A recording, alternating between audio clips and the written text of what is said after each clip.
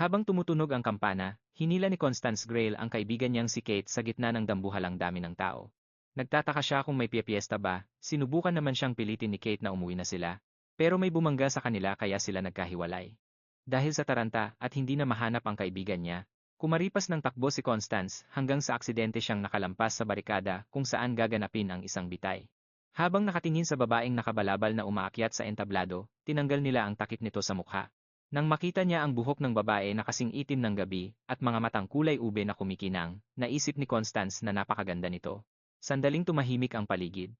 Tapos, nagsalita ang babae, "Sumpain kayo. Sumpain kayong lahat." Biglang bumuhos ang ulan at nagsimulang sumigaw ang mga tao na halimaw siya at mamamatay tao. Sabi nila, siya raw ang isinumpa. Tinakpan ni Constance ang kanyang mga tainga at ipinikit ang kanyang mga mata. Hindi pa siya kailanman nakasaksi ng ganitong klaseng kalupitan. Mula sa mga ordinaryong tao. Idinilat niya ang kanyang mga mata at nagtama ang paningin nila ng babae. Sa saglit na iyon, tila nawalan ng tunog ang mundo. Ngumiti ang babae ng napakalungkot. Nang muling tumunog ang kampana, may ibinulong siya na tanging si Constance lang ang nakarinig. Inilabas ng berdugo ang kanyang espada habang nakaluhod ang babae. Kasabay ng pagbagsak ng kidlat ang pagtaga sa kanya. Napalsikan ng dugo si Constance. At nang itinaas ang ulo ng babae, naghiyawan ang mga tao, tapos na. Patay na siya. Isang nakakangilabot na karanasan na siguradong magiging bangungot ng batang si Constance. Ngayon, dumako tayo sa palasyo ng Grand Merillian. 10 taon na ang nakalipas mula noong gabing iyon sa St. Mark's Square. 16 na taong gulang na ngayon si Constance. Binati siya ni Viscount Hamsworth at sinabing siguradong pagpapalain ng tadhana ang kanilang pag-iisang dibdib. Lalo na't ang moto ng pamilya Grayle ay, kumilos ng may katapatan. Pinag-isipan niya iyon ng mabuti. Ilang buwan ang nakalipas, ang kanyang ama na siyang simbolo ng katapatan ng pamilya Grayle ay nabaon. Sa bundok-bundok na utang. Sa kondisyong babayaran ito ng pamilya Bronson, pumayag siyang makipag-fiancé. Nakatakda siyang ikasal sa anak at tagapagmana ni Mr. Bronson na si Neil. Napaka-gentleman nito. Hindi niya maikakaila na pangarap din niyang magpakasal dahil sa pag-ibig. Pero para sa isang ordinaryo at boring na babaeng tulad niya, ang makakuha ng isang gwapo at disenteng lalaki para maging asawa, feeling niya ay napakaswerte na niya. O iyon ang akala niya. Nabalitaan ng kaibigan niyang si Miley ng chismis, at lahat ay pinag-uusapan si Neil. Pinag-uusapan si Neil at si Pamela Francis. May nakakita raw sa kanila na magkayakap. Noong akala nila ay walang nakatingin. Sobrang nakakabigla itong balita para kay Constance. Sinabihan ni Kate si Mylene na itigil na ang pagpapakalat ng mga sabi-sabi, pero hindi nagpaawat si Mylene. Nabalitaan niyang parang nagpapalit lang daw ng partner sa sayaw si Pamela pagdating sa mga lalaki. Nabagabag ng husto si Constance. Nagtitiwala siya kay Neil dahil nananatili itong mabait sa kanya. Sa kasamaang palad, nakita niya si Neil nakayakap si Pamela sa ilalim ng ilaw sa kalsada. Nakita siya ni Pamela at ngumisi ito ng nakakaasar. Hinila ni Pamela si Neil para halikan. Patakbong lumayo si Constance na luhaan ang mga mata, hinihiling na sana ay hindi na lang niya nakita ang lahat. Gayunpaman, kailangan niyang harapin ito ng may katapatan at kausapin ng maayos ang lalaki. Lumingon siya at napasinghap nang biglang may makitang babae sa tabi niya. Napakaganda nito sa paningin ni Constance. Habang nakatingin sa ballroom, sabi ng babae, mukhang masaya ang celebration ah. Inimbitahan naman siya ni Constance sa loob. Dahil doon, pinapasok ang babae. Nagpasalamat ito kay Constance sa pagtulong sa kanya. Patuloy na nag-iisip si Constance kung anong gagawin kay Neil. Pagkatapos, mahiyain siyang binati ni Brenda para sa kanyang engagement. Naalala ni Constance na parang nakikita na niya noon si Brenda na kasama si Pamela, paalis na sana si Brenda nang. Sinabi ni Constance na mahuhulog na ang palamuti sa buhok nito. Nanlaki ang mga mata ni Brenda sa kaba nang makita si Pamela sa itaas. Sinubukang tumulong ni Constance, pero nagdahilan si Brenda na kailangan niyang kunin ang bag niya sa itaas. Nakiusap siyang pakialagaan muna ang palamuti sa buhok niya. Lumipas ang ilang sandali, at biglang isinigaw ni Pamela ang pangalan ni Constance. Nag-eskandalo si Pamela, at sinabing alam na alam niya ang sitwasyon ng pamilya ni Constance. Pero sumobra na siya. Ibinida niya sa lahat na ninakaw daw ni Constance ang palamuti sa buhok ni Brenda. Napakasama ng paninirang ito. Sinabi ni Pamela na dahil sa hirap ni Constance, natukso raw itong magnakaw. Napatingin ang lahat sa babaeng akala mo ay napakatapat sa sarili. Natulala si Constance habang unti-unti siyang nakukulong sa patibong, kaharap ang lupit ng mapanghusgang lipunan. Si Constance ay gipit na gipit sa pera, at gagawin niya ang lahat para lang magkapera. Napagbintangan siyang nagnakaw ng mamahaling alahas ni Brenda. Hindi makapaniwala si Neil na magagawa iyon ni Constance. Pero biglang hinablot ni Pamela ang bag sa kamay niya, at doon nalaglag ang alahas. Pinilit siya ni Pamela na magpaliwanag sa harap ng lahat, Habang nagmamakaawa naman si Constance kay Brenda na magsabi ng totoo. Sinabihan ni Pamela si Constance na itigil na ang mga madramang palusot at inalo si Brenda na nanginginig na sa takot. Pagkatapos ay sinabihan niya si Neil na ngayong nakita na nito ang tunay na kulay ni Constance, dapat na nitong kanselahin ang kanilang engagement agad-agad. Madudungisan lang daw ang reputasyon ng Bronson Company kapag pinakasalan niya ito.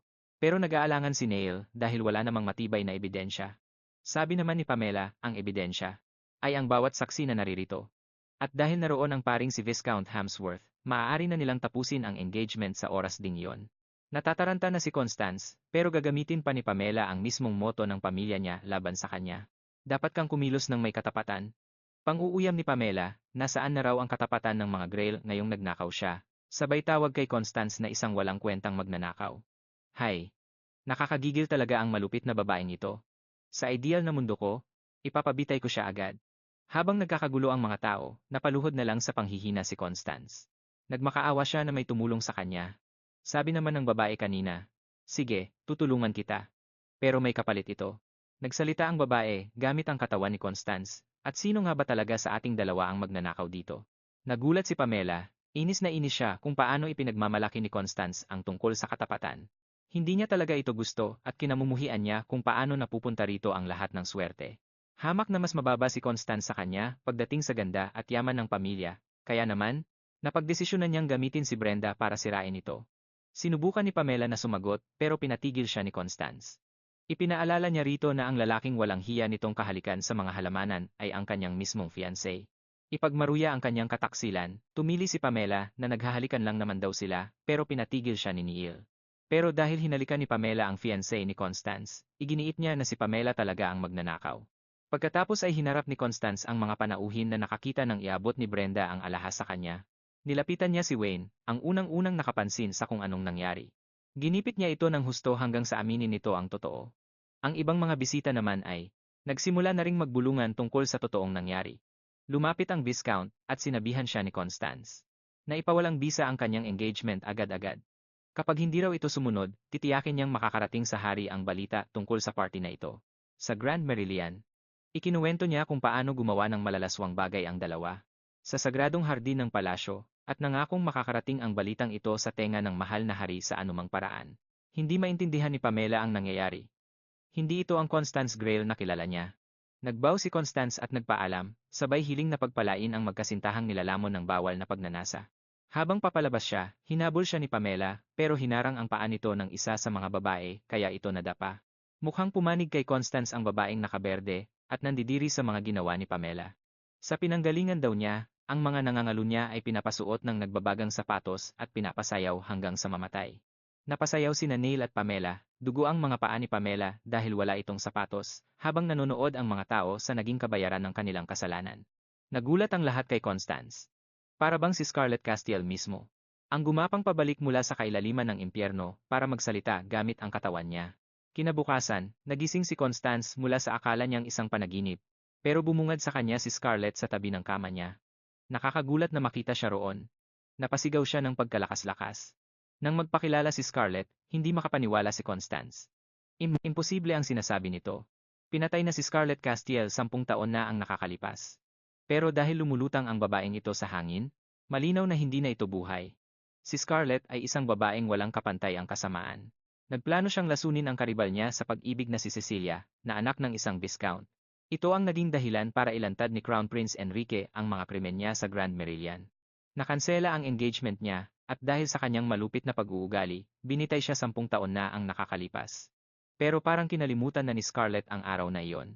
Pinatawan man siya ng kamatayan, pero sa Grand Pavilion talaga siya hiyang-hiya dahil sa ugok na si Enrique at sa maitim na budhi ng Cecilia na yon. Nagningit-ngit siya sa galit tuwing naaalala niya ito. Pagkagising niya, natagpuan niya ang sarili sa lugar na iyon, pero sa hindi maipaliwanag na dahilan, hindi siya makapasok sa bulwagan. Sigurado siyang, dahil kay Constance kaya siya nakapasok. Walang paligoy-ligoy niyang sinabi kay Constance na, mukha itong ordinaryo, walang dating, at walang kahanga-hangang katangian. Pero ang katotohanan, napansin nito si Scarlett ay isang bagay na dapat nitong ipagmalaki. Hahaha, ang yabang talagang multo nito. Narito si Scarlett para siguraduhin na tutupad si Constance sa kanilang napagkasunduan, gugugulin ni Constance ang buong buhay niya para tiyakin na magtatagumpay si Scarlett sa kanyang paghihiganti. Episode 2. Desidido na si Scarlett na ipadala sa impyerno ang bawat isa sa mga tuso at walang hiyang pumatay sa kanya. Siguro iniisip niyo na kilala niya kung sino-sino sila. Pero ang totoo, wala siyang kaalam-alam. Paano niya malalaman? Sa huli, nilaglag lang naman siya. Hindi siya yung tipo ng tao na gagawa ng gasgas na pakana tulad ng paglalason kay Cecilia. Si Constance ang magiging galamay niya na magbubunyag sa salarin at magpaparusa sa kanila ng impyerno dito sa lupa. Nag-aalinlangan siya rito. Nabanggit ni Scarlett na baon sa utang ang pamilya niya. Bukod pa doon, wala siyang masyadong pagpipilian, lalo na't pinawalang bisa na ang kanyang kasal. Tinanong ni Scarlett kung ang pagtanggibang magbayad ng utang ang sinasabing katapatan ng mga Grail na ipinagmamalaki ng pamilya niya. Walang magagawa si Constance kundi pumayag sa deal. Pagkatapos niyon, binisita niya ang isang ampunan, at sinabi sa madre na galing siya sa panig ng mga Orlamunde, at nagpakilalang siya si Letty. Ipinaliwanag niya na gustong kolektahin ng pamilya ang mga sulat mula sa Maurice Home para sa mga batang ulila.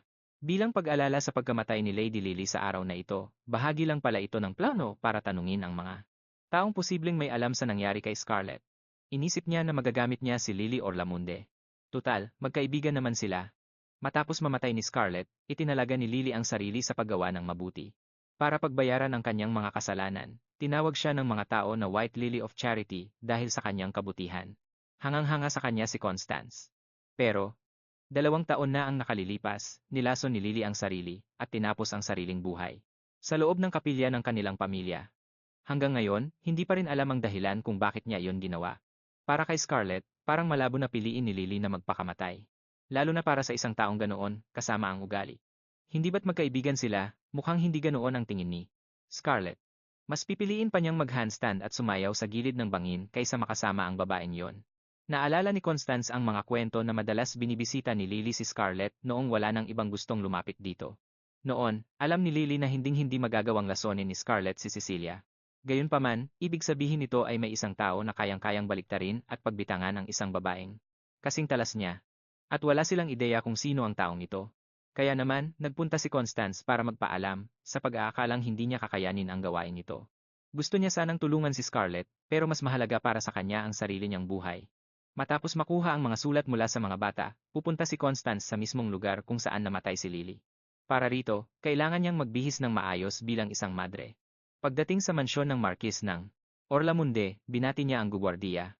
Kahit nakakatakot ang tingin nito, dinala pa rin siya nito sa kapilya. Pagkapasok sa loob, sinubukan ni Constance na magbigay-pugay sa yumaong si Lily sa pamamagitan ng pagdarasal. Pero giit ni Scarlett, hindi matutuwa si Lily sa kahit anong ginagawa niya. Mas gusto pa nitong magmadali sila at alamin ang katotohanan. Kilala niya si Lily, kaya hinala ni Scarlett na may iniwan itong pahiwatig sa likod ng painting. Habang itinataas ito ni Constance, may nakita siyang nakadikit sa likuran. Dahil naramdaman niyang may magbubukas ng pinto, mabilis niyang kinuha ang gamit at itinago ito. Nang pumasok ang lalaki, hindi makapaniwala si Scarlett. Si Randolph Ulster, anong ginagawa niya rito? Ayon kay Constance, sinabi niya kay Scarlett na si Lily ay asawa ni Randolph Ulster mula sa House of Richelieu. Para kay Scarlett, mortal niyang kaaway ang lalaking ito. Ang iba nga, tinatawag si Randolph na Panginoon ng Kamatayan. Tinanong naman ni Randolph si Constance tungkol kay George, ang batang pula ang buhok na madalas niyang kalaro. Madalas niya itong kalaro sa ampunan. Bago pa man magkamali sa pagsagot si Constance, sumingit na si Scarlett. Sinabihan siya ni Scarlett na ang isagot ay kulay kastanyas ang buhok ni George, habang si Tony naman ang batang pula ang buhok. Buti na lang at nailigtas niya. Matapos linawin ang lahat, nagpaalam na siya. Nag-alok naman si Randolph na ihahatid siya pabalik. Nagpasalamat siya sa alok pero tumanggi rin agad dahil kailangan pa raw niyang mamili at may mga lalakarin pa. Nang sa wakas ay makalabas na ng kapilya, nakahinga siya ng maluwag dahil malayo na siya sa taong ganoon ka-intimidating. Nag-aalala si Constance kung may hinala na ba sa kanya si Randolph. Hindi rin sigurado si Scarlett, pero alam niyang matalas ang pang-amoy ng lalaking iyon. Masyadong matalas ang pakiramdam niya para sa sarili niyang ikabubuti. Balik sa loob ng kapilya, may napansin si Randolph. Tabingi ang pagkakasabit ng painting, at nakita niya sa sahig ang mga pirasong pinunit ni Constance. Pagbalik sa ampunan, iniwan ni Constance sa may tarangkahan ang mga damit na ibinigay sa kanya. Nag-iwan din siya ng kaunting pera. Bigla siyang nilapitan ng mga bata, at nagsalita si Tony. Ang sabi ni Tony, kirikikirikuku. Ano ba namang kalokohan yon? Litong-lito si Constance sa narinig niyang kataga. Sinabi ng bata sa kanya na isa raw itong spell para matukoy ang mga masasamang tao na natutunan daw nila kay Lily. Bago ito namatay, itinuro niya ang spell na ito at sinabihan silang bigkasin ito sa kahit kaninong magtatanong sa kanila. Kapag nag-react daw ang tao, ibig sabihin ay napakasama nitong nilalang. Sinabihan silang tumakbo agad palayo. Sa madaling salita, kailangang tipunin ng mga bata ang lahat at kumaripas ng takbo. Posible kayang pinatay si Lily. Pag-uwi sa bahay, pagod na pagod si Constance. Binuksan niya ang paketeng nahanap niya at may lamang susi ito. May kasama rin itong kapirasong papel na may isang utos. Wasakin ang banal na kalis ni Eris. Wala silang ideya kung anong ibig sabihin yon. Si Eris ang diyosa ng kaguluhan at hidwaan. Galing ito sa alamat ni Faris, isang masamang Diyos na nagdala sa isang bansa sa kapahamakan. Ayon iyon sa isang alamat mula sa karatigbayan ng bansang Adelbid. Eris din ang bansag na ginagamit ni Scarlett kapag gusto niyang maglibang sa mga lakaran sa gabi. Tungkol naman sa susi, may nakaukit na numero rito. Pero wala namang nakalagay kung saang shop ito galing. Kulang ang mga pahiwatig para malaman kung para saan yon. Kinalaunan, nakipagkita si Constance kay Kate. Nag-aalala ang mga kaibigan niya sa kanya, lalo na't kakaputol lang ng engagement niya. Umabot pa nga ang balita sa mga pahayagan na may headline na, Kawawang Constance Grail. Sinasabi rito na kahit ang isang tupa ay lalaban sa aso kapag ginalit. Iyan ang pananaw ng editorial ng Mayflower. Bumalik na si Pamela sa probinsya ng pamilya niya kinabukasan. Kahit pa ang idinahilan nila ay para sa kalusugan niya. Pero alam naman ng lahat na tumakas lang siya dahil isa siyang duwag. Kay Neil naman, binoykot siya ng mga kliyente. Sinimulang iboykot ng mga aristokratang kliyente ang kumpanyang Bronson. Pumunta siya para humingi ng tawad. Humingi siya ng paumanhin kay Constance, at tinuruan naman siya ng dalaga kung paano mapapatigil ang mga taong humahabol sa kanila. Hindi naman niya sinisisi ang buong kumpanya. Masyado siyang mabait at tapat para sa sarili niyang kapakanan. Gayunpaman, binalaan siya ni Kate na mag-ingat dahil bigla siyang sumikat at pinag-uusapan ng lahat. Kahit ayaw nang banggitin ni Constance ang nangyari sa kanya noong gabing iyon, wala namang pakialam si Kate.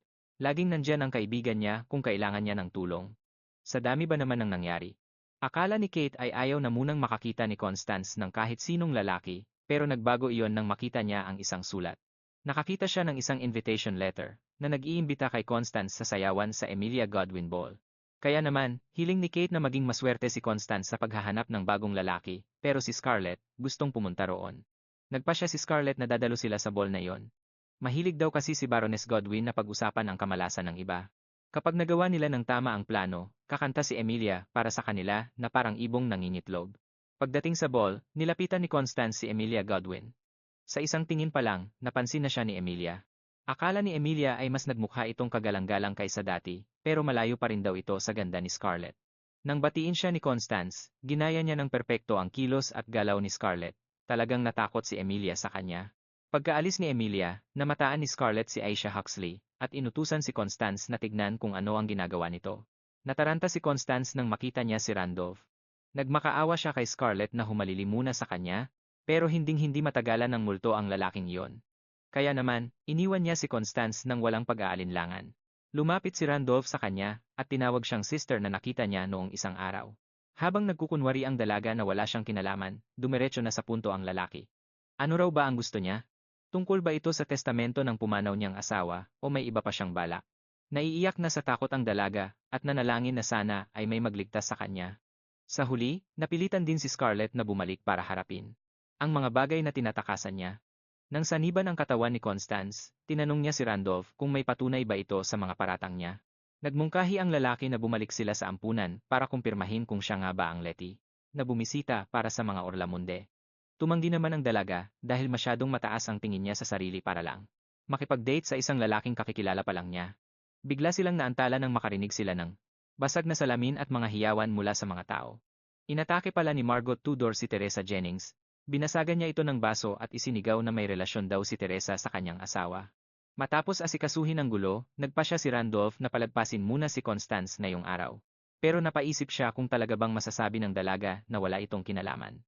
Pagkatapos ng party, nasalubong ni Constance si Emilia sa labas. Tinanong niya kung ano ba talaga ang nangyari kay Scarlett, 10 taon na ang nakararaan. Ang kwento ay ang dati pa ring balita na binitay siya dahil sinubukan niyang lasunin si Cecilia. Pero ramdam ni Constance na may higit pa rito. Sinabi naman ni Emilia na sa ikapitong Dibisyon ng Innis Marsh, sa lumang tirahan ng mga Montrose, ang imbitasyon ay nasa loob ng sombrero ni Earl John Doe. Bago umalis, idinagdag niya na ang mga nagtatagumpay sa buhay ay ang mga nananatiling buhay.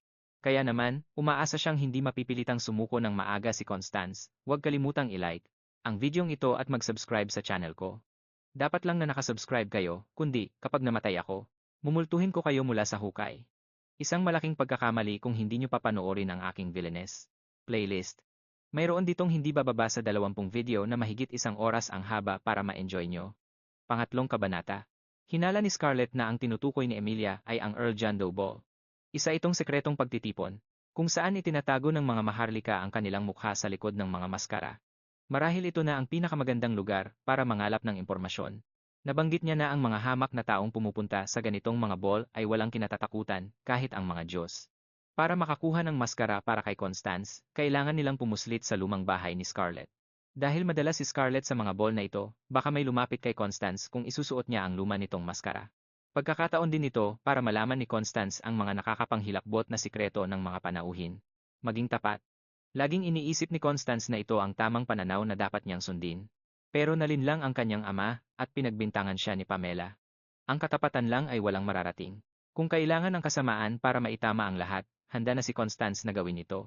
Habang pumupuslit sa loob ng Castiel residence, namangha si Constance sa sobrang laki nito. Pinatigil siya ng isang seryosong lalaki at tinanong kung saan siya pupunta. Sinabi niyang papunta siya sa dressing room, kaya itinuro nito sa kanya ang tamang daan. Napuno ng emosyon si Scarlett habang nakatitig sa lalaking ito na may blonde na buhok ang kanyang kuya. Sa tingin niya ay hindi naman sila gaanong magkamukha. Sa bagay, magkaiba naman ang kanilang ina. Pero iba ang tingin ni Constance, sinabi niya na ang paraan ng pakikipag-usap nito at ang aura nila ay magkatulad. Tinanong ni Scarlett si Constance kung narinig na ba nito ang tungkol kay Cornelia ng Starry Crown. Siya ang huling emperatris ng karatig bansang Faris, na kilala bilang isang napakalawak na imperyo. Noong panahong iyon, ang imperyo ng Faris ay may estratehiya na ipakasal ang kanilang mga royalty sa mga bansang sinakop nila, para mapamahalaan ang mga ito. Pagkatapos, isang prinsipe ng imperyo ang nakipagtanan sa isang babae, at nagkaroon sila ng anak, na kinilala bilang si Cornelia ng Starry Crown. Dahil sa kanyang pinagmulan, karapat-dapat siya sa maraming korona. Ng mga vassal state na kasing dami ng mga bituin, bukod pa sa mismong trono ng imperyo. Maging ang Adelbaid ay bahagi ng kanyang imperyo noon. Nang mag-alsa na ang mga vassal state at bumagsak ang imperyo, nakatakas siya sa panganib sa neutral na bansa ng Soldita. Lumipas ang panahon, at kumalat ang balita na may isang probinsyanang babae sa Soldita na may taglay na dugo ni Cornelia ng Starry Crown. Kilala siya bilang si Crownless Alienor, ang ina ni Scarlett. Ibig sabihin, ang pamilyang imperial ng Faris ang tunay na pinagmulan ni Scarlett. Pagkatapos ng maikling kwentuhan, kinuha na ulit ni Constance ang maskara. Pagdating sa lumang Montrose residence, pinapasok si Constance, matapos niyang sabihin ang sikretong password. Nasa sombrero ito ni Earl John Doe. Sa loob ng hall, puno ng usok ang hangin habang ang mga maharlika ay pabulong na nag-uusap sa isa't isa. Nang hindi nagsasayang ng oras, dinala siya ni Scarlett para makilala ang hostess, si Deborah Darkian. Nagpakilala si Constance bilang si Eris, kaya naman nakuha niya ang atensyon ng mga tao sa paligid. May naging panauhin na raw na may ganoon ding pangalan 10 taon na ang nakakaraan, pero sabi ni Deborah, isa raw itong pabayang babae na nahiwalay ang ulo sa katawan, sana raw ay manatiling nakakabit ng maayos ang ulo ni Constance sa leeg nito. Habang kumukuha ng pagkain, may napansin si Constance na mabangong amoy.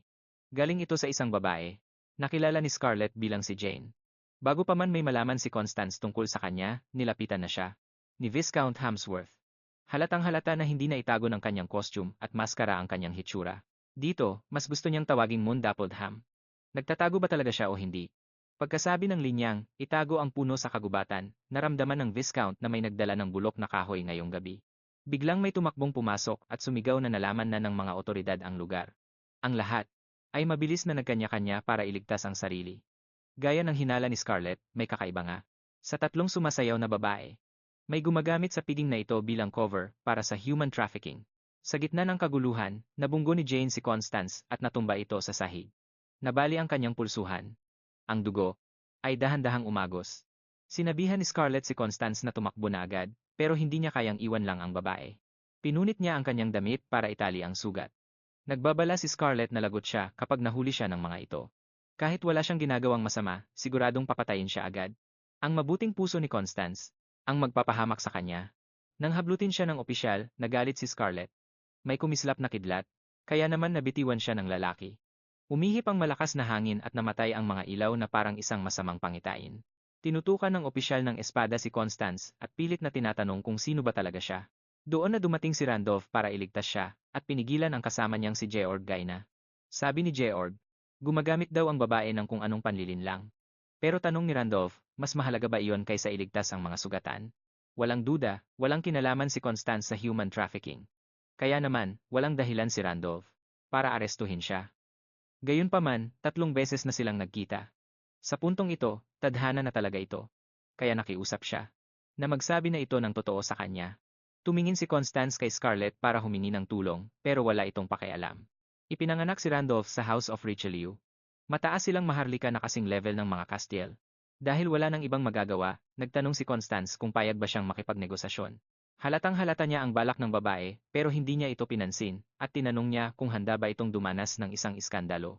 Isinantabi na niya ang pagiging mahiyain, handa na niyang harapin ang anumang ibato sa kanya ng buhay. Sabi ni Randolph, ang pinakamadaling paraan ay ang mag-engage sila. Bago pa man niya lubos na maintindihan ang sinabi nito. Nasabi na niya ang, gusto ko yan. At doon lang pumasok sa isip niya ang nangyari. Well, huli na ang lahat. Kinabukasan, pumunta sila sa isang pari para basbasan ang kanilang pagsasama. Ngayon, naintindihan na ni Constance kung bakit iniiwasan ni Scarlett si Randolph. Dahil sa kasunduang ito, mababayaran na niya ang mga utang ng pamilyang Grail. At may dahilan na rin ang lalaki para bantayan siya. Siyempre, malaya naman siyang ipakansela ang engagement. Sa madaling panahon, hindi makita ni Constance kung paano makikinabang ang lalaki rito. Magugulat siya kapag nalaman na wala talaga itong balak magpakasal. Ang pagkakaroon ng fiancé ay magsisilbing proteksyon laban sa sinumang babaeng lumalapit sa kanya, kaya sa huli, pareho silang nakinabang sa pagsasamang ito. Sa pagpapatuloy ng usapan, ipinaliwanag niya na gusto niyang linisin ang pangalan ng kaluluwa ni Scarlett mula sa maling paratang. Akala ni Randolph ay kalokohan lang ang kwento niya, pero nakakapagtakang masyado itong detalyado para maging gawa-gawa lang. Minsan, sa sobrang pagkakahawig niya kay Scarlett, parang naniniwala na rin siyang siya nga ito, hindi siya. Hindi masama kay Randolph kung gusto niyang linisin ang pangalan ni Scarlett, sinabi pa niyang kahanga-hanga ang hangarin niyang tumulong sa iba. Nagtanong si Randolph kung may iba pa bang itinatago si Constance. Sunod sa utos ni Scarlett, sinabi niyang wala na. Pero hay nako, napakahina niyang magsinungaling. Kitang-kita siya ni Randolph. Tapos na ang problema sa utang ni Constance. Kaya naman, naramdaman ni Scarlett na tapos na ang pagtulong niya rito. Pero, binanggit ni Constance na noong humaharap siya sa mga problemang hindi niya kayang lutasin mag-isa, sumisigaw siya sa loob niya para sa tulong. At sa huli, si Scarlett ang sumagip sa kanya. Pinasalamatan niya ng maayos si Scarlett sa pagliligtas sa kanya. Ngayon, oras na para suklian niya ang pabor na iyon. Balik sa Royal Security Office, biglang pumasok si Kyle sa silid, nagrereklamo na ang mga bihag. Na nahuli nila ay uminom ng lason at namatay sa kulungan. Pero kinumpirma niyang ang pinuno nila ay walang tattoo ng araw na ang ibig sabihin ay wala silang kinalaman sa Daig Galus Organization. Iminungkahi ni Kyle na dalhin si Constance para kwestiyonin. Ginulat siya ni Randolph nang ibunyag nitong engaged na sila at nakatakda silang bumisita sa El Bete Villa kasama siya bukas. Sa El Bete Villa, magkikita sina Randolph at Constance at ang Crown Prince na si Enrique Adelbide. Ito ang parehong lalaki na bumasag sa kasunduan nila ni Scarlett.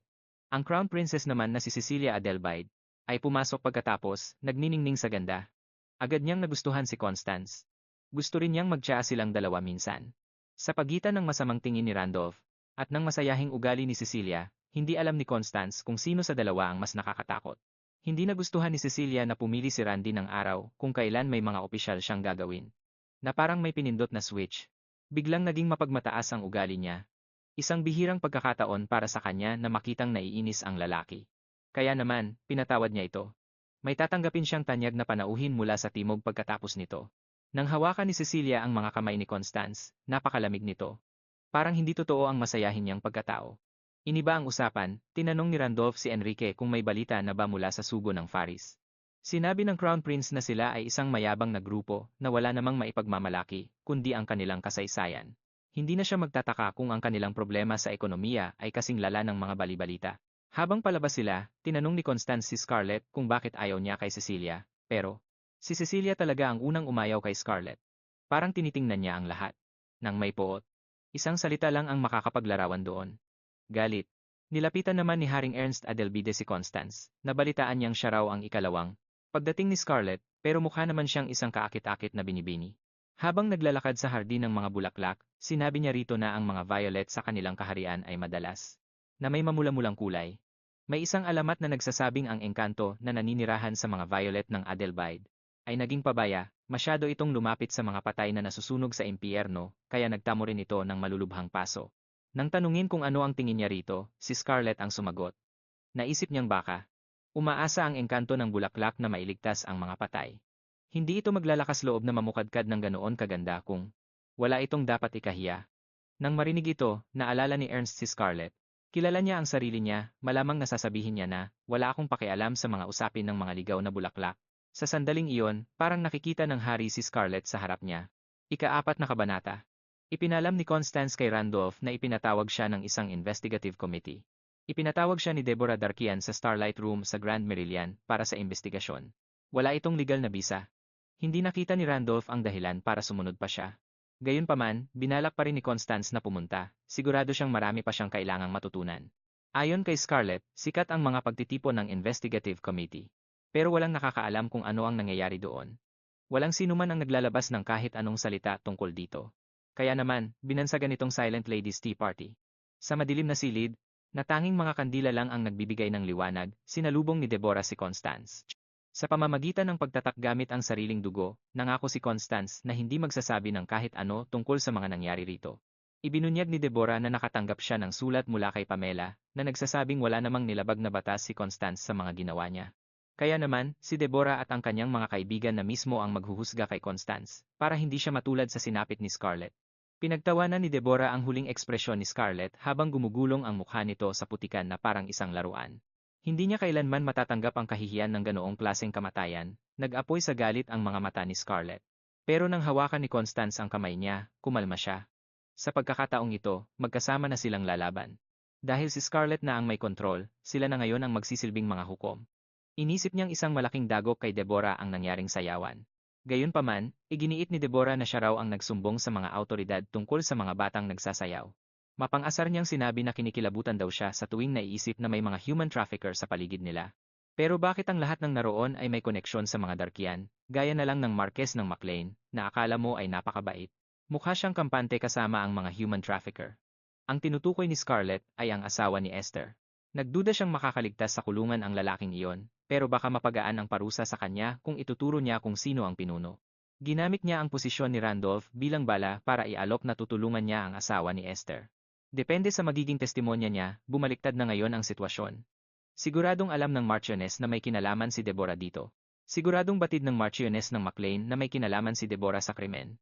Umaasa si Constance na magpapatotoo ang babae tungkol doon. Ginipit ni Deborah si Esther, at binanggit na paalis na ng bansa ang Marquess ng McLean. Sinabi niyang matatagalan pa bago ito makabalik. Wala namang nagawa si Esther, kundi sumunod sa kanya. Nakakatawa na isiping kayang pabagsakin ng anak ng isang Viscount ang isang Darkian. Ngayon, oras na para bumoto. Dehado ang sitwasyon para kay Constance. Sabi ni Deborah, baka magbago pa ang isip niya kung luluhod si Constance at magpapakabait na parang bata. Maaari ring baliwalain ni Deborah ang mga sinabi ni Pamela, pero hindi sang-ayon si Constance sa mga paraan niya. Tumanggi siyang umatras. Biglang bumukas ang pinto at lumasak-pasok si Abigail O'Brien. Pumasok si Abigail at binuksan ang mga kurtina. Ang 4 na dakilang pamilya sa kaharian ay ang mga Castiel. Ang mga pamilyang ito ay ang mga Castiel, Richelieu, Darkian, at ang mga O'Brien. Umupo si Abigail sa pwesto ni Susana Neville. Ipinakita niya ang kanyang katibayan at nag-iwan ng marka gamit ang kanyang dugo. Pagkatapos ay sinabi niya, Esther, Janine, Caroline. Kung ayaw ninyong mawasak ang buhay niyo, sundin niyo ang sinasabi ko. Para kay Deborah, isa itong pagbabanta, kaya nangatwiran siyang maaari siyang lumapit sa batas kung itutuloy ni Abigail ang pananakot. Balak niyang humingi ng tulong kung tatakutin ni Abigail ang mga kaibigan niya, pero hindi uubra iyon. Dahil ang lahat ng pinag-uusapan dito ay pribado. Bawal lumabas ng kwartong ito ang anumang napag-usapan. Galit na nagpaalam si Deborah para umalis. Pagkatapos, binalaan ni Abigail si Constance na huwag nang gagawa ng mga padalos-dalos na desisyon. Sinabihan din niya ito na huwag sa kanya magpasalamat. Kay Randolph daw siya dapat magpasalamat. Pinuntahan nito si Abigail sa bahay nito para humingi ng tulong. Nakiusap siyang tulungan ang kanyang fiancé. Inimbestigahan niya ang mga kasali at nakuha ang sulat. Nakuha niya ang sulat para sa kanya. Nang marinig ito, kinilig at gumaan ang loob ni Constance. Paglabas niya ng gusali, bigla siyang hinarang ng isang reporter na si Amelia Hobbs. Tinanong ni Amelia kung kailan pa niya hinangaan si Scarlett at kung nagre-rebelde ba siya. Tinanong niya kung nagre-rebelde ba ito laban sa sikat na prinsipyo ng sa pamilyang Grail na pagiging tapat. Inisip niyang frustrated si Constance dahil ang lahat ng balita ay nakatutok lang sa pagkamatay ni Teresa Jennings. Nakipaghiwalay sa kanya ang lalaking karelasyon niya, kaya sinubukan niya itong patayin. Tinangka niyang patayin ang lalaki bago niya kinuha ang sariling buhay. Ang walang katapusang tanong ni Amelia ay sa wakas ay napatigil. Pinatigil siya ng kasamahan niyang si Aldous Clayton. Inabutan niya si Constance ng business card at binanggit ang kanyang kumpanya. Sinabi niyang galing siya sa Mayflower Company. Kinabukasan, hiyang-hiya si Constance. Napahiya si Constance sa mga headline sa diaryo. Binibining si, ang anak ng isang viscount, ginagaya si Scarlett Castiel. Ginagaya raw niya ang kilabot na si Scarlett Castiel, gumagamit daw siya ng mga bawal na gamot, at kung ano-anong kalaswaan ang ginagawa sa araw-araw. Kalokohan. Dismayadong dismayado si Mylene, lalo na't idolo pa naman niya si Amelia. Pangarap niyang hindi mag-asawa at maging isang reporter. Tutal, dati pa man ay mahilig na talaga siya. Mahilig na talaga siyang sumagap ng chismis. Si Constance pa nga ang nagmungkahi sa kanya na maging reporter. Paalis na sana si Constance nang bigla siyang lapitan ni Kimberly Smith. Siya ay isang ginang na kinatawan ng Ladies Committee ng Violet Association. Kumikilos sila para tuluyang linisin ang kanilang lupain mula sa mga hindi makataong gawain at kultura. Kaya naman, pumunta roon si Kimberly para pangaralan ang dalagitang humahanga at sumasamba kay Scarlett. Wala nang ibang gusto si Constance kundi ang umalis na agad. Sawang-sawa na siya sa kamalasang nangyayari sa araw na ito. Umaasa si Kimberly na ang mga nabanggit tungkol sa mga hallucinogens niya ay hindi tumutukoy sa Jackal's Paradise. Biglang sumulpot si Scarlett. Mukhang may nalalaman siya tungkol sa usapang ito. Lumingon sa kanya si Constance, pero pilit na ibinalik ni Kimberly ang atensyon ng dalaga sa kanya. Pakiramdam ng ginang, ang mga aristokratang tulad niya ay mga mapang-api na wala man lang pakialam sa mga ordinaryong mamamayan. Doon na sumingit si Kate, at kinuwestiyon kung matapobre pa rin ba ang pamilya niya dahil lang sa sila ay mga maharlika. Nang magsimula ng magbulungan ang mga tao sa paligid, nagpaalam na si Kimberly at mabilis na lumayo. Pagkatapos, nilapitan ni Kate si Constance at tinanong kung totoo bang engaged na ito sa Earl ng Ulster. Sobra siyang nasaktan dahil nilihim ito ng sarili niyang kaibigan sa kanya. Dahil sa tindi ng guilt, naramdaman ni Constance na napakasama niyang kaibigan. Pero si Kate ang nag-iisang tao na ayaw niyang madamay sa lahat ng gulong ito. Kinabukasan, nakipagkita si Constance kay Randolph para pasalamatan ito sa tulong niya sa investigative committee. Habang naglalakad sa hardin, may nakita silang isang lalaking mabilis na tumakbo palampas sa kanila. Siya si Kendall Levine, isang mataas na diplomat at espesyal na sugo mula sa Faris. Nang makitang taranta siya at ang kanyang mga tauhan, naghinala si Scarlett na may nawawala silang kasamahan. Isang nagngangalang Ulysses ang nawawala pa simula kahapon. Hinala ni Randolph, ito ay si Ulysses Faris, ang 9 na taong gulang na ikapitong prinsipe ng Faris. Nakapagtataka na tahimik lang ang mga taga-Faris tungkol dito. Kailangan na niyang bumalik agad sa security force. Pagdating naman sa pakikipagkita ni Constance kay Cecilia, nangako siyang mag-iingat ng husto. Hindi siya hahayaan ng Crown Princess na mapahamak hanggat kaya niya, at kung wala na talagang magawa, gagamitin niya ang pangalan nito bilang proteksyon. Pagkatapos ay umalis si Scarlett para maghanap ng mga ebidensya kung sino ang kumuha sa batang prinsipe. Nang magkaharap na sila ni Cecilia, nainis ang Crown Princess nang malamang may kailangang asikasuhin si Randolph kaya hindi ito nakapunta. Gayunpaman, masaya pa rin siyang may bisita. Habang nangyayari iyon, binalitaan ni Scarlett si Constance sa mga natuklasan niya. May isang kahina-hinalang lalaki na kilala sa pangalang Vado, isang mangangalakal mula sa Republic of Soldita. Pumunta siya roon para makita si Cecilia. Ipinagmalaki naman ng Crown Princess ang kanyang mga mamahaling koleksyon ng antigong gamit. Ang mga gamit na ito ay galing sa iba't ibang panig ng kontinente. Madalas ay si Vado ang naghahanap ng mga ito para sa kanya. Binisita pa nga siya nito kahapon, at may dalang mga mamahaling karpet.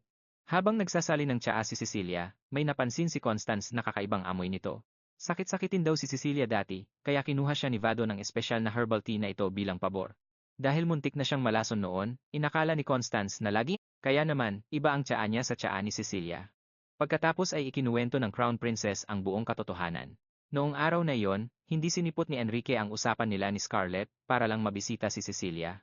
Galit na galit si Scarlett. Nang gabi ring iyon, nalaman nilang nilagyan ng lason ang isa sa kanilang mga banga ng tubig. At ang hikaw ni Scarlett ay nakitang nakalagay sa tabi ng bangang may lason. Nakakita rin sila ng bote ng lason na kalahati na lang ang laman.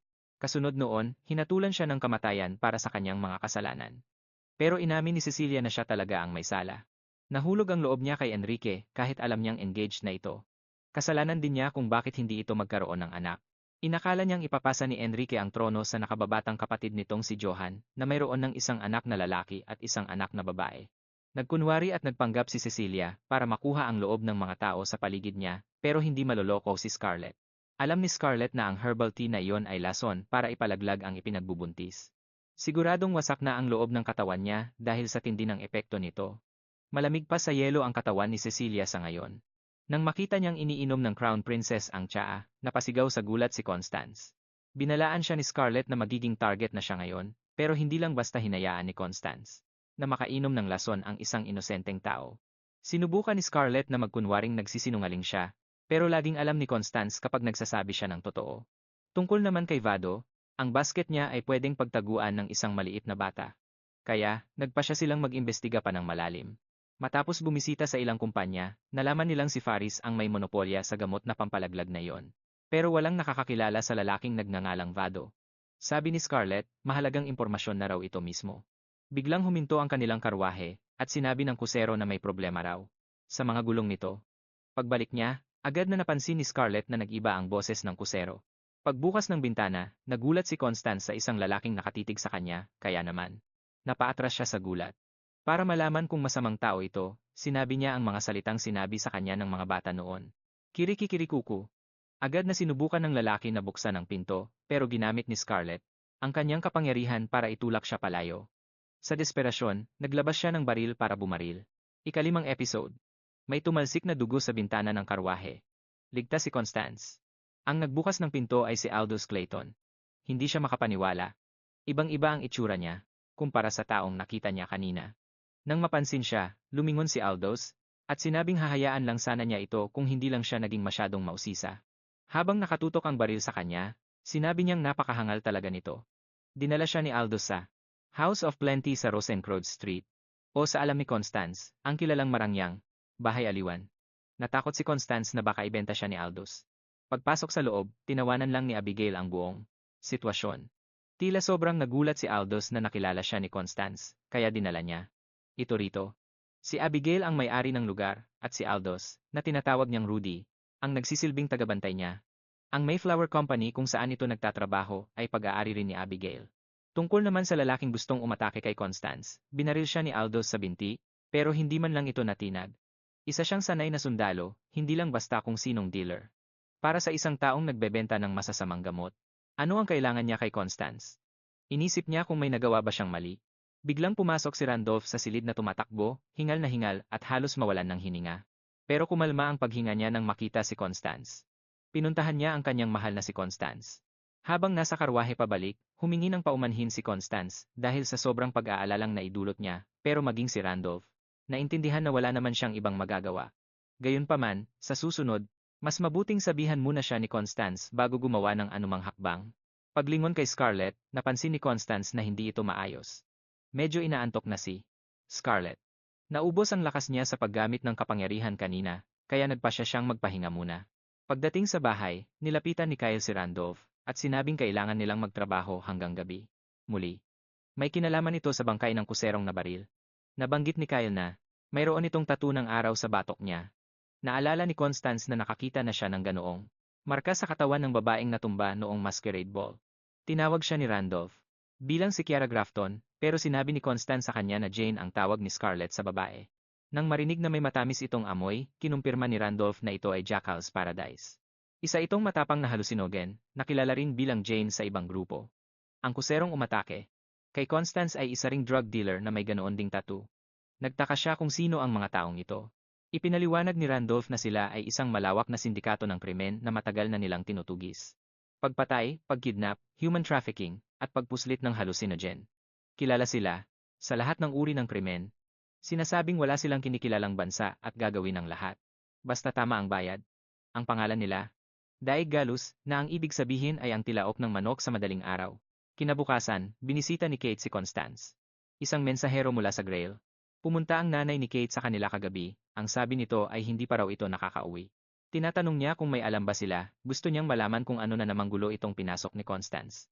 Delikado ba ito? At kung oo, mas mabuting sumuko na lang at iwanan na ito. Hindi magawang sabihin ni Constance ang totoo kay Kate. Masyadong delikado.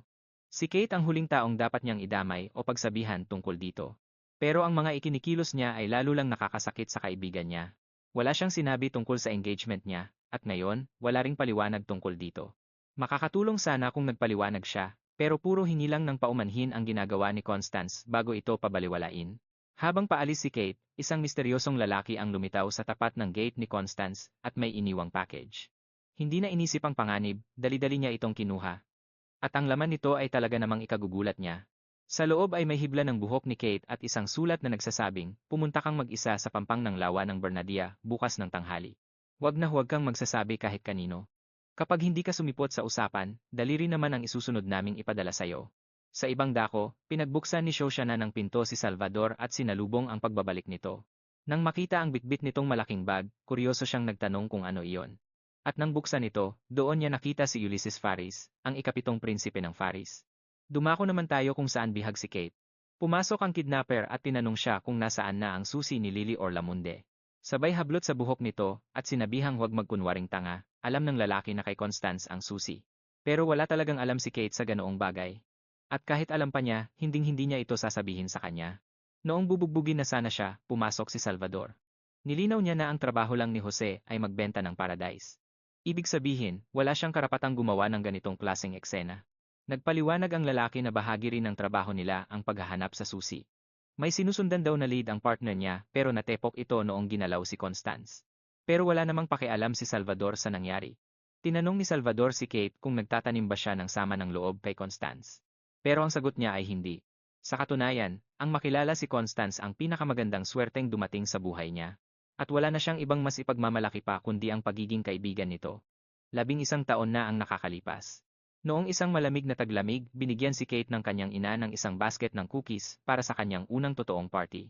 Sa venue, hindi pa man siya nakakabati ng maayos kay Pamela ay nilait na agad siya dahil sa kanyang amoy. Talaga namang salbahe na si Pamela noon pa man. Si Constance lang ang tanging hindi ng insulto sa kanya, hindi katulad ng iba. Ang sabi pa nga niya, amoy cookies daw si Kate. Umalis na lang si Pamela at ang kanyang mga alipores na inis na inis. Pagkatapos noon ay ibinahagi ni Kate ang kanyang mga cookies sa kanya. Agad na nagustuhan ni Constance ang masarap na lasa nito. Simula noon, naging matalik na silang magkaibigan. Habang nagmumukmok sa kama, nag-aalala si Constance para sa kanyang kaibigan. Pero hindi siya pwedeng maupo lang doon at walang gawin. Sa paglabas niya, nakasalubong niya si Randolph. Narito ito para tanungin si Scarlett kung may iba pa bang gumagamit ng paradise ng jackal sa ball. Dahil naalala ang babala sa sulat, hindi magawang sabihin ni Constance ang tungkol dito. Baka kasi lalong mapahamak si Kate. Gayunpaman, binanggit ni Scarlett si Norman Holden.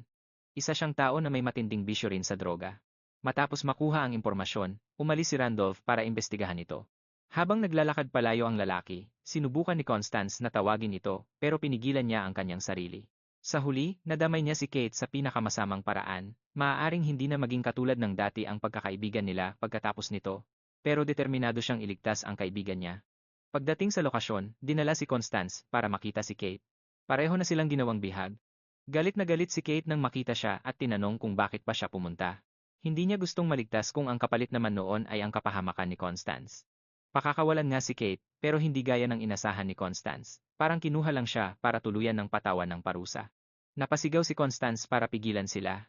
Bago dalhin palayo, sinabihan siya ni Kate na sundin ang sarili niyang landas. Hindi ito ang usapan. Pero ano pa nga bang aasahan ni Constance? Walang isang salita ang mga kidnapper. Nagpumiglas siya. Handa siyang gawin ang lahat, pakawalan lang sila. Pero sa sumunod na sandali, isang malakas na putok ang umalingaw-ngaw sa kagubatan. Napaluhod si Constance, lulunurin ng pagsisisi habang sumisigaw sa buong mundo. Biglang sumulpot si Randolph kasama ang kanyang mga tauhan, nadakip na nila ang mga tauhan sa gubat. Isa pala itong patibong, at alam na pala ito ni Scarlett noon pa man. Sa opisina ng Security Force, ibinunyag ni Randolph na namatay na si Earl Norman Holden 13 taon, na ang nakakalipas. Imposibleng naroon siya sa ball na iyon. Isa lang siyang ulyanin na mahilig mangaral ng mga salita ng mga diyosa sa mga tao.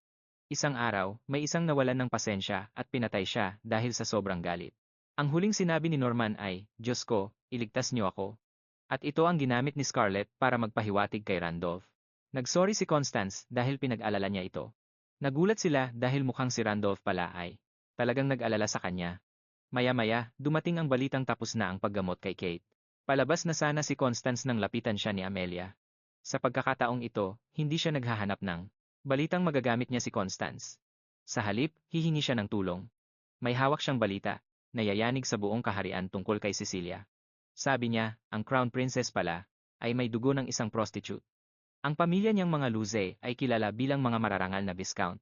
Pero nakakuha si Amelia ng impormasyon na ang family register nila ay may mga senyales na pinakialaman. Kahit may anak ang Viscount Luze sa asawa niya, nabalitaang ang anak na yon ay namatay sa isang epidemya noon pa man. Ang totoo, may isa pang anak na babae ang Viscount. Kahit na ang mapupulang mata niya ang patunay na siya ay isang Luze, itinapon siya sa ampunan. Dahil anak lang siya sa labas. Sabi nila, ang batang ito, at ang isang batang lalaki sa parehong ampunan ay nangako ng tapat na pag-ibig sa isa't isa. Sisi ang pangalan niya. Madalas palang tumatakas sa palasyo ang Crown Princess para puntahan ang mga mahihirap sa slums. Ito ang dahilan kung bakit siya hinahangaan ng lahat. Pero hinala ni Amelia, palihim nitong kinikita ang dati niyang nobyo. Kaso, naging adik sa droga ang source niya. Kaya kailangan niya ng ibang tao na malapit kay Cecilia. At dito na papasok si Constance. Wala na siyang nagawa, kundi pumayag na lang sa gusto nito. Nang makita niya si Kate, agad siyang tumakbo at niyakap ito. Nanginginig pa rin si Kate dahil sa takot na dinanas niya. Sinabi ni Constance na may mahalaga itong dapat marinig. Kasabay nito, palihim na inilabas si Jose mula sa selda niya, at ang misteryosong assassin na yon ay walang iba kundi si Crown Princess Cecilia. Nakipagkita siya kay Salvador, na nag-udyok sa kanya, na magbuntis na ng anak ng prinsipe. Pero mas magiging mahirap para sa kanya na kumilos kung nasa ganoong kalagayan siya. Tungkol naman sa pagpunta niya, may mensahe siya galing sa headquarters. Itutuloy na nila ang Holy Grail of Ares. Ika-6 na kabanata. Isang araw, galit na galit si Scarlett kay Constance dahil feeling niya ay pinababayaan na nito ang kanyang paghihiganti. Isang buwan na ang nakalipas mula nang makidnap sila. Sa testimonya ni Kate, lumabas ang ilang katotohanan tungkol sa misteryosong Daig Galus. Ang spell na iniwan ni Lady Lily ay isa pala sa mga password ng organisasyon at balak nilang nakawin ang susi niya. Ibinigay ni Constance ang susi kay Randolph at nakiusap na siya na mismo ang mag-imbestiga rito. Dahil may tatunang araw ang kidnapper, malamang nakasapi siya ng organisasyon. Pero pinatay siya sa loob ng selda bago pa man siya matanong. Sabi ng mga saksi, nakita raw si Crown Princess Cecilia sa malapit. Nagbalak si Constance na puntahan si Abigail para matulungan siyang makaharap si Viscountess Aisha Huxley. Naalala ni Scarlett na may kailangan siya rito noon pa sa ball. Pero baka hindi siya pansinin kung ang isang gaya lang ni Constance ang hihiling. Kaya naman, nagpasya siyang humingi ng pabor sa pamilya O'Brien. Matapos iyon, nilapitan siya ni Abigail kasama ang batang pamangkin nito na si Lucia O'Brien. Ang nakakagulat, nakatingin si Lucy kay Scarlett at parang hangang-hanga sa kulay ube niyang mga mata at pulang-pulang damit. Paano niya ito nakikita? Nangako naman si Abigail na makakatanggap si Constance ng imbitasyon. Mula sa mga Huxley sa lalong madaling panahon, talagang nakakagulat na nakikita ng batang iyon ang multo. Naniwala naman siya kay Constance, pero aminin natin, simula nang makilala niya ito ay naging palaisipan na talaga sa kanya ang babaeng ito. Ngayong nakikita niyang kasama nito si Scarlett, nagkaroon na ng linaw ang lahat. Kahit hindi niya ito nakikita, binanggit ni Abigail kung gaano siya nasaktan sa pagbitay kay Scarlett. Kaya naman, handa siyang tumulong. Sumagot si Scarlett at sinabing sana raw ay itago na lang ni Abigail ang mga biro niya sa mukha niyang parang pinitpit na palaka. Kahit hindi niya ito naririnig, alam ni Abigail na nilalait na siya ni Scarlett. Samantala, walang kamalay-malay si Constance na may iba pa palang nakakakita kay Scarlett bukod sa kanya. Pero itong si Lucia, ipinanganak talagang may matalas na kutob. Kung mayroon mang may mga matang katulad ng sa kanya, iyon ay walang iba kundi si Viscount Hamsworth na nakakakita ng mga bagay na hindi taga-mundong ito. Habang nasa karwahe pabalik, ikinuwento ni Constance kung paano namatay si Teresa Jennings sa isang tangkang murder-suicide. At ang asawa nitong si Kevin Jennings ay naging lumpo na. Ayon naman sa mga nalaman ni Abigail, ibinibenta ni Daig Galus ang nakakahumaling na gamot na Jackal's Paradise. Pero, sinabihan siya ni Scarlett.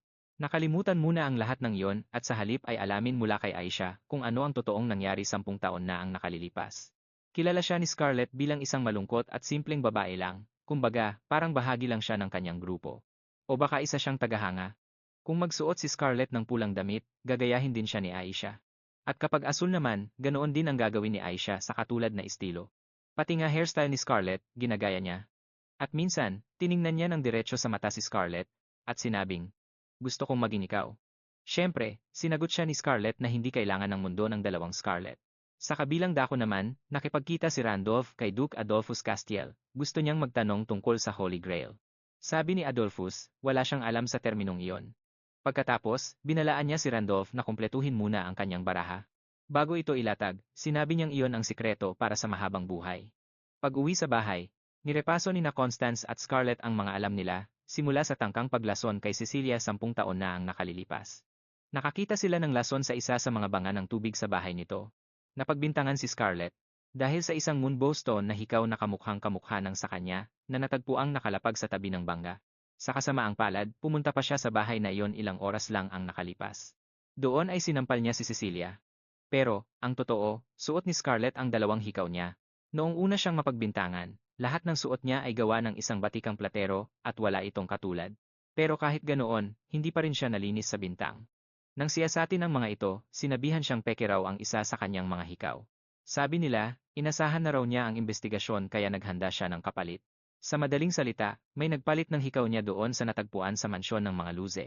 Nangyari ito habang nasa loob ito ng safe ng security force. Sa huli, nag-utos na ang hari ng isang paghahanap. Walang sinumang maglalakas loob na galawin ang tirahan ng mga Castiel kung walang utos mula sa hari. Pagkatapos niyon, isang kalahating bote ng lason ang natagpuan sa kwarto ni Scarlett, at agad siyang kinaladkad patungo sa kulungan. Dapat sana ay si Cecilia ang suspek. Dahil sa huli, siya naman ang pinakanakinabang sa pagkamatay ni Scarlett. O iyon ang akala niya hanggang nitong kamakailan lang. Ngayon, hindi na sigurado si Scarlett. Matapos ang 10 buong taon, tila sukdulan pa rin ang galit ni Cecilia kay Enrique gaya ng dati. At mukhang wala naman siyang pakialam sa yaman o kapangyarihan, kaya ano nga ba ang totoong motibo niya? May kakaibang nangyayari ngayon, at sigurado si Scarlett na may kinalaman si Cecilia rito. Base sa sinabi ni Amelia, si Cecilia ay anak ng isang babaeng nagbebenta ng aliw na pinalaki sa bahay ampunan. Si Kevin Jennings naman, na muntik nang malaman ang katotohanan, ay nauwi sa pagiging adik. Dagdag pa rito, ang negosyanteng bumisita kay Cecilia. Noong araw na dinukot ang ikapitong prinsipe ng Faris ay talagang kahina-hinala. Masyado itong coincidence. Vado ang pangalan niya, na halos kapareho ng pangalang Salvador. Kung iisang tao lang sila, mangangahulugan itong sangkot nga si Cecilia kay Daig Galus. At may kinalaman sila sa pagpapakalat ng Jackal's Paradise doon sa Rosencrantz Street.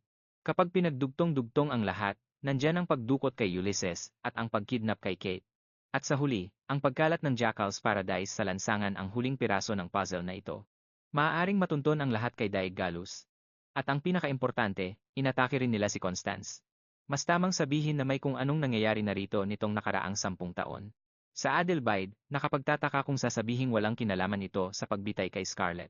Ano man yon, malamang na namatay si Lady Lily dahil doon. Ang huli niyang mensahe ay, sirain ang Holy Grail ng Eris. Hindi pa rin matukoy kung ano ang ibig sabihin nito.